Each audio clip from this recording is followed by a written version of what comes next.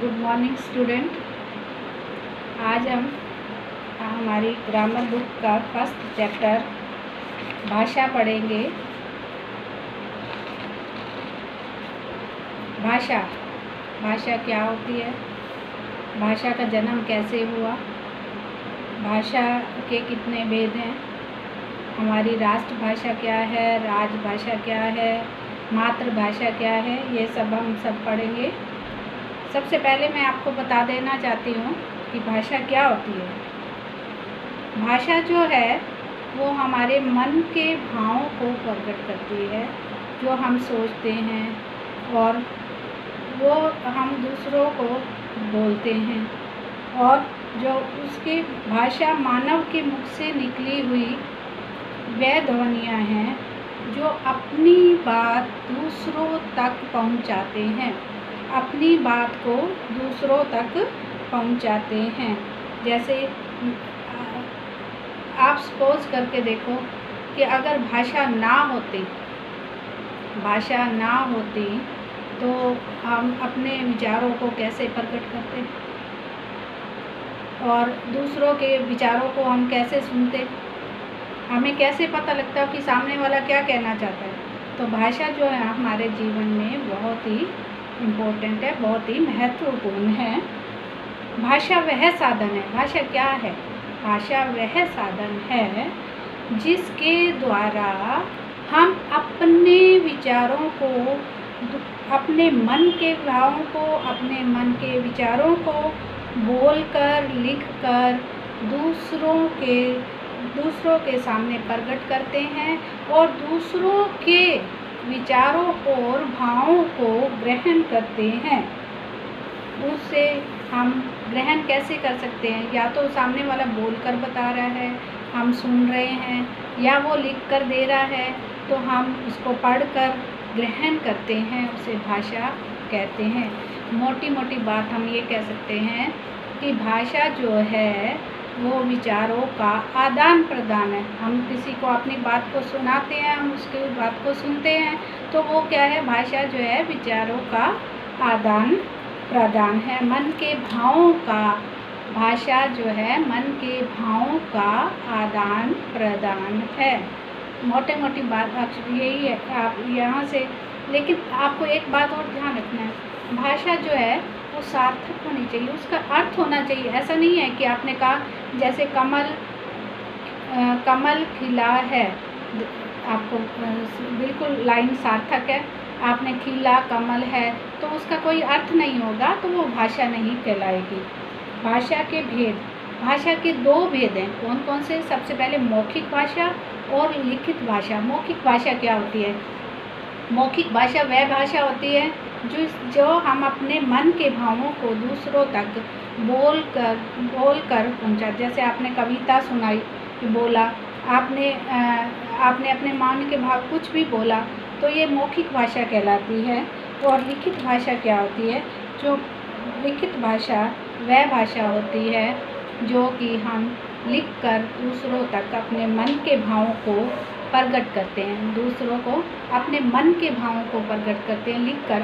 जैसे आपने पत्र लिखकर भेजा, तो पत्र भेजा है तो वो आपने क्या किया, लिखा। जो हम बुक पढ़ते हैं, बुक में भी क्या लिखित भाषा है, और अखबार पढ़ते हैं, अखबार में भी क्या है, लिखित भाषा है, और उसको हम पढ़कर ग्रहण करते हैं, तो वो लिखित भाषा कहलाती है। भाषा का ऐसा रूप जिससे लिखकर मन के भावों को प्रकट किया जाता है और पढ़कर मन के भाव समझे जाते हैं, उसे हम लिखित भाषा कहते हैं।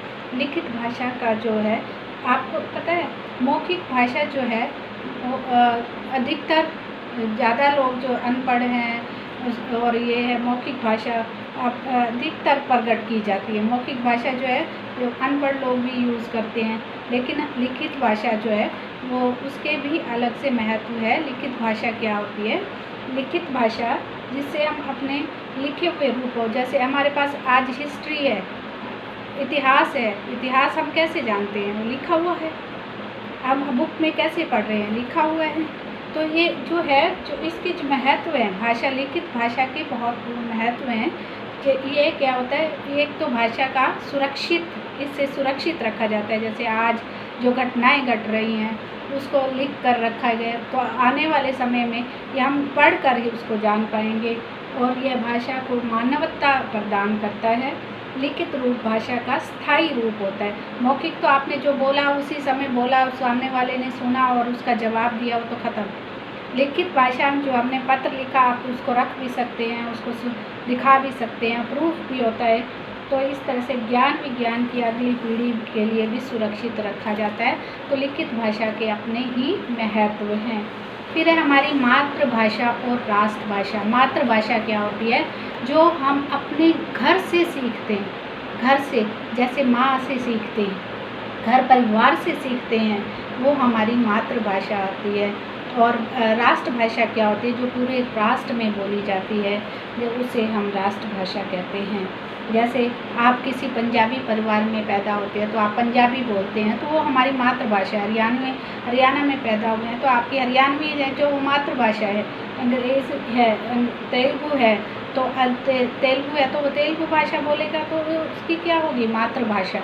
और जैसे और राष्ट्रभाषा वह होती है जो पूरे भारतवर्ष में अधिकतर लोगों द्वारा बोली जाती है, वो हमारी राष्ट्रभाषा होती है।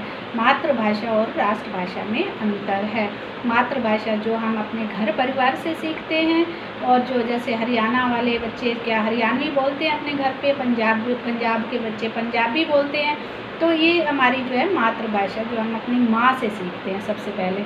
और फिर राष्ट्रभाषा वह भाषा होती है जो कि हम देश के अधिकतर लोगों द्वारा बोली जाती है, वो हमारी राष्ट्रभाषा है। तो भारत जो है, भारत के संविधान अनुच्छेद 343 में कहा गया है, भारत संघ की राजभाषा हिंदी। भारत संघ की राजभाषा हिंदी और लिपि क्या है? देवनागरी। ये हमारे अनुच्छेद 343 में कहा गया है।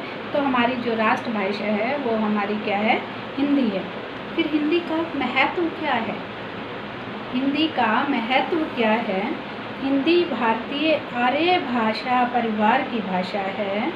संस्कृत भाषा से लेकर पाली, प्राकृत, अपभ्रंश आदि सोपानों से गुजरती हुई हिंदी आज समूचे भारत का संपर्क भाषा बन गई है। हिंदी का विकास अनेक रूपों में हो रहा है। यह सामान्य प्रयोग की भाषा है। राष्ट्रभाषा, साहित्य भाषा, अंतर्राष्ट्रीय भाषा के रूप में प्रयुक्त हो रहा है। हिंदी अपने देश में प्रथम भाषा और द्वितीय भाषा के रूप में पढ़ाई जाती है। जो हमारा भारतवर्ष है, तो हमारे भारतवर्ष में जो है सबसे पहले अधिक महत्वपूर्ण क्या है? हिंदी भाषा से।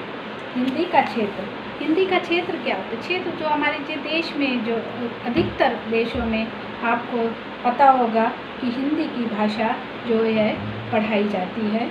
जैसे हिंदी भाषा का क्षेत्र उत्तर प्रदेश, हिमाचल प्रदेश, हरियाणा, राजस्थान, मध्य प्रदेश, बिहार, उत्तरांचल, झारखंड, छत्तीसगढ़ राज्य, दिल्ली, अंडमान निकोबार, अधिकतर जो हमारे राज्य हैं उन सब में हिंदी का प्रयोग किया जाता है। तो इसकी जो हिंदी जो है उसके जो रूप है, उसका क्षेत्र जो है बहुत ही बड़ा है। फिर है हिंदी की प्रमुख बोलियाँ इस प्रकार हैं: ब्रजभाषा, खड़ी बोली, अवधी और मैथिली। इसमें भी हिंदी के जो रूप हैं वो हिंदी के रूप आए हैं। फिर लिपि क्या होता है?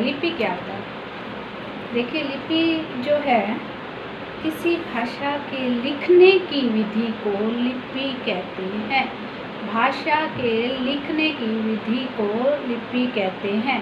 अलग अलग भाषाओं की अलग अलग विधि है कि कैसे लिखा जाता है। और हमारे जैसे गुरमुखी पंजाबी भाषा की जो लिपि है वो गुरमुखी है।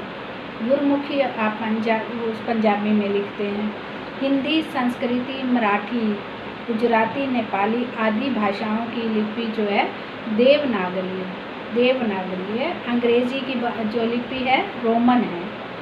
लिखने की ढंग को लिपि कहते हैं। लिखने की विधि कह सकते हैं आप, ढंग कह सकते हैं, उसे हम लिपि कहते हैं कि भाषा को किस प्रकार लिखा जाता है उसको लिपि कहते हैं।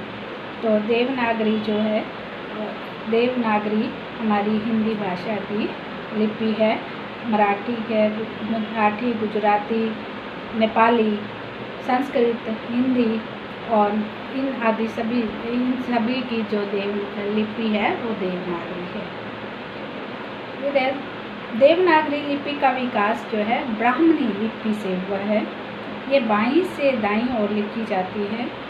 फारसी लिपि दाईं से बाईं ओर लिखी जाती है। फिर साहित्य क्या होता है? साहित्य ज्ञान का संचित कोश, संचित मतलब संजोया हुआ, जो ज्ञान का संचित कोश है, इकट्ठा किया हुआ, वो हमारा क्या है? साहित्य कहलाता है। साहित्य कहलाता है। साहित्य जो है वो सामान्य अर्थ गद्य और पद्य की रचनाओं में मिलता है। जैसे आपका एक गद्यांश आ गया, निबंध आ गया, उपन्यास आ गया, तो उसमें क्या है? लघु कथा हो गया, नाटक हो गया, पत्र आदि, उसमें क्या है? हमारा साहित्य होता है। उसका जो हमारा जो ज्ञान है उसको इकट्ठा किया गया होता है, उसे हम साहित्य कहते हैं। फिर व्याकरण क्या होता है? भाषा के शुद्ध रूप को, उसके शुद्ध प्रयोग को, शुद्ध रूप भाषा जो हम प्रयोग करते हैं, अगर गलत प्रयोग करेंगे तो हम, हिंदी एक ऐसी सरल भाषा है जिसे हम जैसे बोलते हैं वैसे ही लिखते हैं। हिंदी एक ऐसी भाषा है, बहुत ही सरल है, जिससे हम जैसे बोलते हैं वैसे ही लिखते हैं। तो जो व्याकरण जो है हमें भाषा को शुद्ध बोलना और लिखना सिखाती है। शुद्ध बोलना और लिखना सिखाती है। भाषा पहले प्रयोग में आती है, उसे शुद्ध रूप देने के लिए व्याकरण तैयार करते हैं। पहले हम जैसे प्रयोग में करते, कई लोग कहते हैं वह तो खड़ा है, आटा खड़ा है, वह खड़ा है, वह तो खड़ा है नहीं होगा, वह खड़ा है, तो शुद्ध बोलना है। तो इसके मोटे मोटे रूप से व्याकरण की जो भाषा के हैं वो 3 रूप हैं। सबसे पहले वर्ण विचार, पद विचार और फिर वाक्य विचार। व्याकरण के ज्ञान से भाषा को ठीक ठाक और प्रभावशाली प्रयोग करना आता है। वह भाषा को जानने वाला व्यक्ति दूसरी भाषा को व्याकरण जानकर शीघ्रता ही शुद्धता सीख लेता है। ये तो था हमारा लेसन व्याकरण, ये भाषा का। सबसे पहले हमने पढ़ा भाषा क्या होता है, भाषा किसे कहते हैं। भाषा के प्रयोग 2 प्रकार के हैं, मौखिक और लिखित। मौखिक जो हम अपने मन के विचारों को बोलकर दूसरों तक सब पहुंचाते हैं और दूसरे क्या करते हैं? सुनकर ग्रहण करते हैं। और लिखित भाषा जो हम अपनी भाषा को लिख कर दूसरों तक पहुंचाते हैं। और उसके बाद हमने पढ़ा भाषा मौखिक और लिखित। लिपि क्या है? लिपि जो है लिखने के ढंग को लिपि कहा गया है। फिर मातृभाषा और राष्ट्रभाषा क्या है? साहित्य किसे कहते हैं? व्याकरण किसे कहते हैं? भाषा और व्याकरण में क्या अंतर है? भाषा में क्या अंतर है? भाषा तो है प्रयोग वाली भाषा है, प्रयोग करते हैं हम अपनी भाषा को, और व्याकरण जो है उस प्रयोग भाषा को शुद्ध करके हमें बताता है, तो वो हमारी क्या है? प्रयोग व्याकरण है। आगे हमारी एक्सरसाइज है, एक्सरसाइज करेंगे, छोटी सी एक्सरसाइज है। सबसे पहले ये आपने क्वेश्चन आंसर नहीं करने हैं, क्वेश्चन आंसर हमने आपको सारे बता दिए हैं। आप लिखना अंडरलाइन करना चाहें तो आप बुक में ही कर सकते हैं, लेकिन आप ये एक्सरसाइज नंबर ये 9 क्वेश्चन है। उचित शब्द चुनकर रिक्त स्थान भरे। फर्स्ट है क, मन के भावों को बोलकर और लिखकर प्रकट किया जाता है। ये आपने बुक में ही करना है। लिखकर प्रकट करना भाषा है, लिखकर। पहला आंसर क्या आएगा? लिखकर। सेकंड ख है, मन के भावों को लिखकर प्रकट करना लिखित भाषा है। मन के भावों को अगर हम लिखकर करते हैं तो वो हमारी कौन सी भाषा है? लिखित भाषा है। मन के भावों को बोलकर प्रकट करना मौखिक भाषा है। घ है, भारत की राजभाषा क्या है? हिंदी। भारत की राजभाषा हिंदी है। भाषा के लिखने को ढंग को क्या कहते हैं? लिपि। भाषा के लिखने के ढंग को लिपि कहते हैं। एक बीच में छूट गया है। भाषा के शुद्ध रूप का ज्ञान व्याकरण के द्वारा होता है। भाषा के शुद्ध रूप का ज्ञान व्याकरण द्वारा होता है। उसके बाद है भाषा के लिखने का ढंग लिपि कहलाता है। छह भाग है। देवनागरी लिपि में हिंदी और मराठी भाषाएं लिखी जाती हैं। ऑप्शन आपको दिए हैं, इसमें से आपने छांटना है। मराठी भाषाएं लिखी जाती हैं। अंग्रेजी की लिपि रोमन है। ज्ञान के संचित कोश को साहित्य कहते हैं। ज्ञान के संचित कोश को साहित्य कहते हैं। साहित्य के दो रूप हैं, गद्य और पद्य। गद्य और पद्य। फिर है क्वेश्चन नंबर 10। नीचे दी गई वर्ग पहेली में से इस पाठ में पढ़े शब्द चुनें। सबसे आप ऊपर देखेंगे कि ये आपका जो है लिपि बन रहा है, फिर पंजाबी बन रहा है, फिर मौखिक बन रहा है, फिर भाषा बन रहा है, साहित्य बन रहा है, लिखित बन रहा है, भाषा बन रहा है, कहानी बन रहा है, मातृभाषा बन रहा है, उर्दू बन रहा है, रोमन बन रहा है, तमिल बन रहा है, व्याकरण बन रहा है। तो आप इसको सर्कल करके ये शब्द आपने बनाने हैं जो इस पाठ में यूज़ हुए। बहुत सिंपल है, बहुत इजी है। आपका होमवर्क क्या रहेगा? होमवर्क ये है, आप बच्चों ने यह पाठ अच्छी तरह से पढ़ना है और इसकी एक्सरसाइज पूरी करनी है और लर्न करना है। इसको साथ साथ आप लर्न करेंगे। टाइम बहुत कम है तो आप इसको लर्न करेंगे। आपको क्वेश्चन आंसर नहीं लिखने, सिर्फ बुक एक्सरसाइज करनी है। क्वेश्चन आंसर सारे लेसन में दिए गए हैं और ये आप सिर्फ अंडरलाइन कर सकते हैं और निशान लगा सकते हैं। और इसको अच्छे से पढ़ना है, 2 बार पढ़ेंगे तो आपको अच्छे से समझ आ जाएगा। बस आज का इतना ही। पाठ को पढ़ें और बुक एक्सरसाइज करें और याद करें।